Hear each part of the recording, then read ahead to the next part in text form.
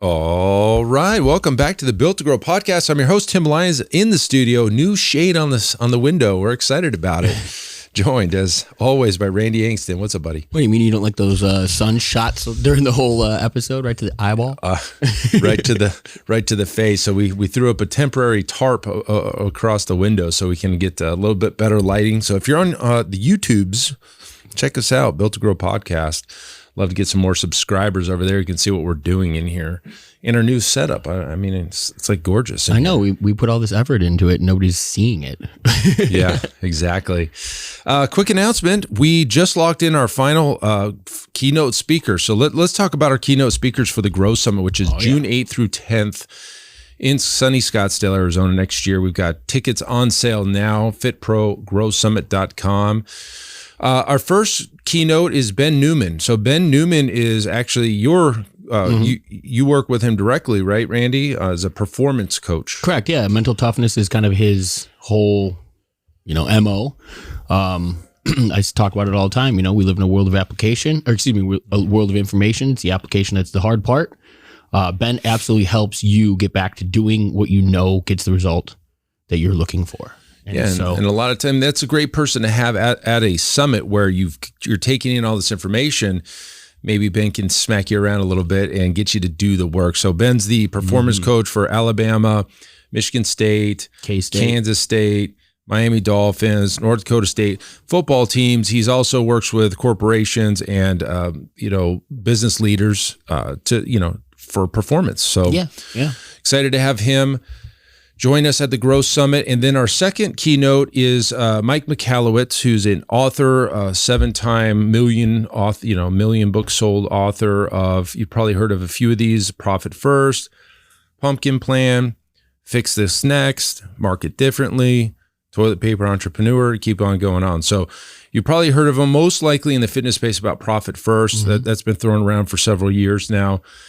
Excited to have him out, and he's actually going to be our speaker at our Iron Circle event in Orlando as well. So correct, yeah. For the 30 or so gyms that are part of that, they'll have an entire day with Mike, getting to better understand what he's talking about, his processes, how to implement that stuff into your business. Those events are, it's like a growth summit on steroids, right? Yeah. We get to hone down and really solidify the lessons and making sure that we're walking away with all of that application following. Yeah, it's really cool with the Grow Summits, the experiences where, we sit down, we have lunch together with the speaker, and we're, sometimes we'll go out to the comedy show or whatever and hang out and go to dinner, and it's just a lot of fun. So if you're interested in the Iron Circle, ironcircle.net, $30K or more a month is kind of like the line in the sand as far as your business needs to be at, but love to chat with you on that one as well. But let's dive into this episode right now. So this episode kind of stems from, I've seen this happening for years. We work with gym owners all the time, and kind of the comfort zone of the gym owner when things start getting a little hairy in the business, they find themselves just going back to the training floor and training clients. Yeah. And it's the comfort zone for a gym owner a lot of times, because if you think about the path of a typical gym owner, they've been working in a big box. They maybe went to a small box. They decided they've been training a lot of clients. They open up their gym. It seems like the next logical natural step of entrepreneurship is to open up a gym. And then all the rules change for that particular person. That rules change. And then, we don't know what to do in the business side, so let's just fall back to the training floor. Yeah. And that's a bad thing. And I can see it a lot when we're working with, our clients. When they come to us, one of the first things that we have them do, or I have them do, is audit their time. And a couple different ways, right? A lot of them have those time blocks where they're still on the schedule and they're still doing the training and things in that regard. But then the lack of understanding in what they should be working on from the business side of things as well. I'd get time blocks where it was like 4 hours office work. And I'm like, what the hell is office work? What are you doing? And they're like, they can't answer it, right? And so if you're not clear on where your time is being spent, what you're actually doing with the amount of time when you're working on the business, that's where you need to start. You need to be really clear on what the role of the owner needs to be, and it shouldn't be on the training floor. Well, we're going to hear this argument like, hey, Tim, I really enjoy training. Sure. It's like where my passion is. I love training those clients. Okay. So there's an argument there. Like, should you stop doing what you love? I mean, that's where your passion is. I would argue, listen, there's all these things that need to happen in the business. Growing the business is one of those things. If you're sitting on the training floor training that client, you're not growing the business. Correct. So while there's an argument to say, yeah, you could in fact do something that you love, but you're leaving something else not being done. And so that's the concern, not necessarily like it's a must, you must do, but if you're working on the training floor, training clients all day, what about growing the business? Well, and that's going to take a sidelined approach. And there's a few things to address about that. One, do I think that there's a benefit to being connected and like to the lifeblood, to the end consumer, to the person that's actually buying the products that you're selling? Without a doubt. I'm not saying that you can't have that at all. What I'm saying is the majority of your time should not be spent there. Even from a mathematical situation, we talk about it all the time. The path is math. It's not rocket science here, right? We employ somebody in our business for, $18 to let's say $25 per hour to facilitate a training session. Mm-hmm. If that's the case, and we're finding ourselves as the owner doing that work, the value of our time to our organization is no more than $25 per hour. Right. We can't have that as the owner of these businesses.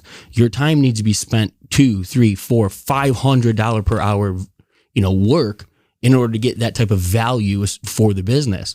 What does that mean? It means growing the business. It means spending the time working on the business and not necessarily in it. And that's a difficult thing, without a doubt. The second half to that would be what I want and what I need to be doing for my business can be two different things. Mm-hmm. I want to be training every one of my clients, but that doesn't mean the roles and responsibilities of my position for this organization are best spent there. And that's the difficult part. If your business is running like a well-oiled machine and you have the luxury of choosing to go work with a few clients, then by all means. But there's absolutely no situation I can come up with unless you don't have the support staff where you make a conscious decision to not work on the business and rather go work in the business when the business is burning down around you. Yeah. I mean, if you have the ability to employ somebody else, you got to divide and conquer. You have to put somebody in that role and go work on the things that it's going to take to move the needle of the business. You have to. That's how business grows. And so I know this is going to ruffle some feathers, right? It is kind of controversial in the fact that we want to be working with our clients and it's something that we enjoy. Absolutely. But if the reason that you want to help those people is because you want to change lives, think about how many more lives you can change by keeping your doors open. Yeah. Or how many lives can you change by opening up a second location? But all of that happens once the business is where the business needs to be. And you can't, it's one of those things where we're putting off the needs of the business to keep ourselves comfortable quite often. And if that's the case, change needs to take place. Yeah, it's a good point. The going back to the comfort zone of that trainer, it's uncomfortable getting the systems of the operation in tune, right? Because it's not something that they're used to, right? They're not used to doing that. So I can see why they kind of gravitate back towards going on the training floor. My path was never the trainer, which is nice. So it's kind of like, I don't enjoy it anyway. So, even if it was something that I needed to do, I'd probably find a way not to do it anyway. Right. Like, hey, come on in, or I'll pay you extra to come on and train these clients because I just don't enjoy it to begin with. I mean, knowing you since 3 months after you opened the doors initially, I think that's been a benefit to why you're in this position as an owner of a business that operates with systems and staff as opposed to on your shoulders. Yeah. It's because you never saw that as an option. You never saw the fact that, I'll just go do the training. You always had to put somebody else, like you've always seen, somebody else is better at that. Let me put them in the place. It's a who, not a how. And you've positioned the staff and the people to do the jobs that are better, suited for them. Agreed. And that's the tough part for especially the trainer coming off the training floor into the owner role. So now the question becomes, okay, well, Tim, my business isn't where it should be, but I don't have a whole bunch of staff, so I'm forced to kind of get back on the training floor. I got to put something off. What would be the answer for that type of situation? I'll give you mine. Sure. You can respond. the 24 hours in a day. You're going to have to work extra. You're going to have to work at night. You're going to have to do things, out of your comfort zone. You're going to have to train the clients during the day. And then when you get home at night, eat dinner, pat the kid off to bed and jump back on the computer and start working on systems. There is no 9 to 5 in the entrepreneurial world. There's just, you work 24/7. It just is what it is. This is the path you chose. You got to do the work. So figure it out. That's really my response. Yeah, maybe you don't have the staff right now. Train those clients during the day.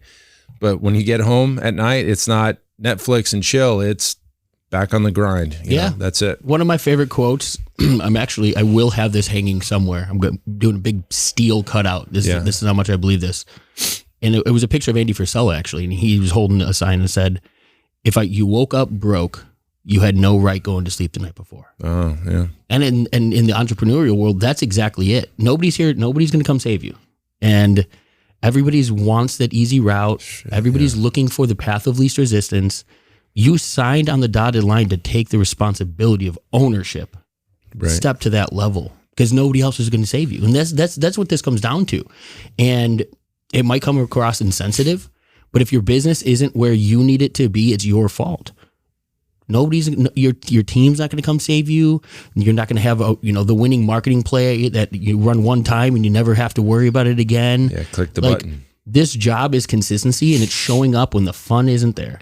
And if you can manage those things, then eventually you're going to find a lot less of those and a lot more of those opportunistic times where it's not so bad. But you have to be willing to kind of weather the storm and stay consistent on the activities that get you the result, not, the ebbs and flows that come with the emotional response of ownership. Mm-hmm. You got to stick to the damn plan.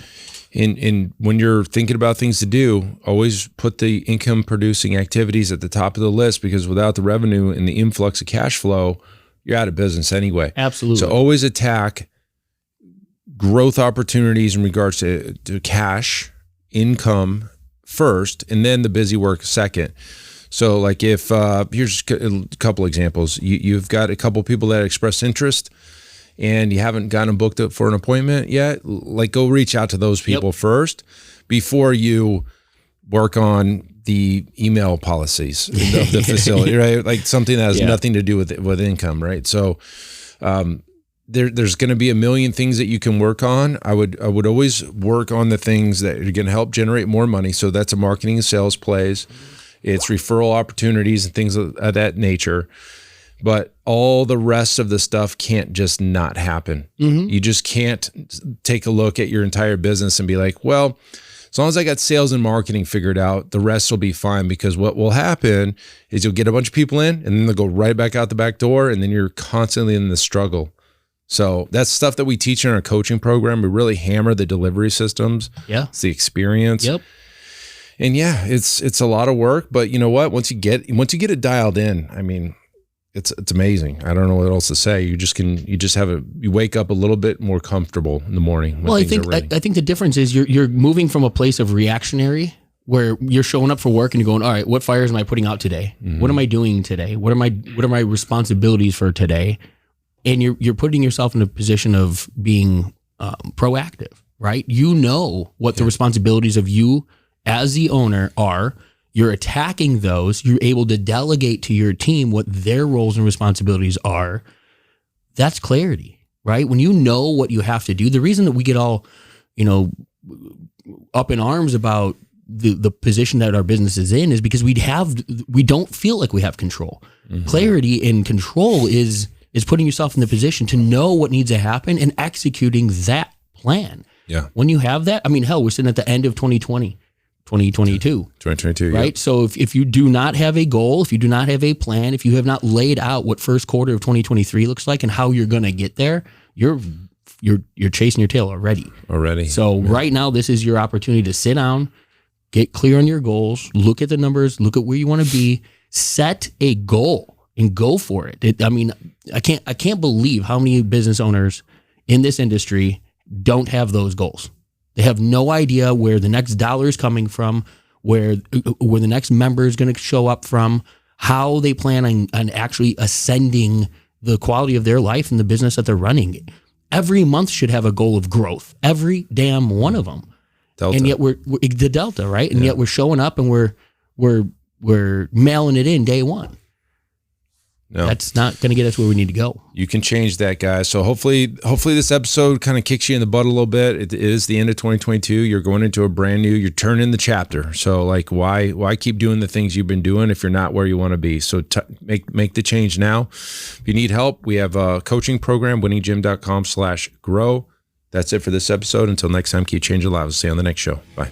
All right, and thank you for listening to that episode of the Built to Grow podcast, where we help gym owners win. Now, do you want to connect with me and other gym owners online? All you need to do is join our private Facebook group, Business Talk with Fitness Professionals. Just head on over to Facebook and type in Business Talk with Fitness Professionals, and when you do, we're going to give you our 10 marketing strategies 7-figure gym owners use to win. I look forward to seeing you in the next episode. Until then, keep building something great.